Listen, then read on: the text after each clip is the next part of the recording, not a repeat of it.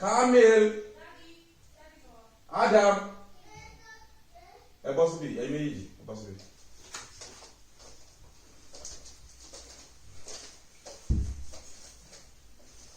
Ẹ dúró síbẹ̀, ẹ dúró síbẹ̀.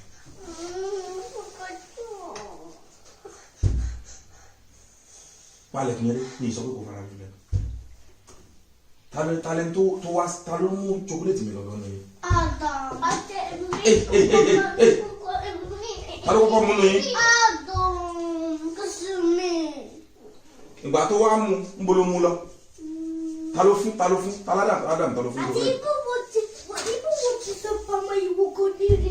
Ìmọ̀ tó sápamọ́ sáni sòrò. Sáni yàgò má sílẹ̀ kọ́ kẹ́lẹ́ bẹ́ẹ̀. Má sílẹ̀ kọ́ kẹ́lẹ̀. Palẹ̀kùn bẹ̀rẹ̀ dé.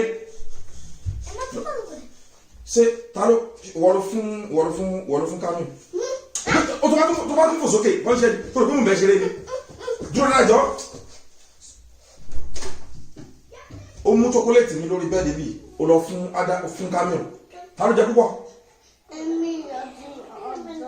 Mi ìfẹ́ kún o, ok? Ẹ tó bá ti tó mi ìfẹ́ kún, mélòó ló jẹ Adam? Mẹ́ta àbí mẹ́rin? Kami mélòó ló jẹ? Mélòó nìyẹn?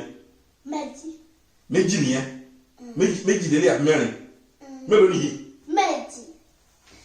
Méjì. Mo ti mọ nǹkan tí màá ṣe fún yín.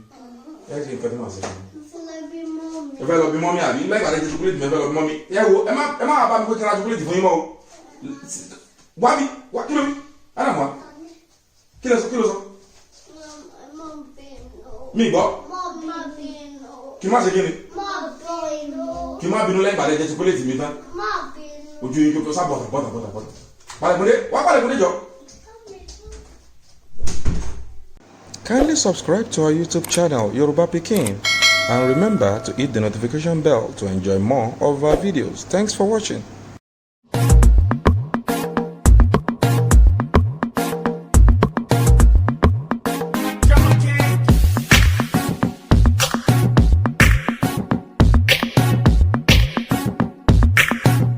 Ọmọ Yorùbá lèmi o.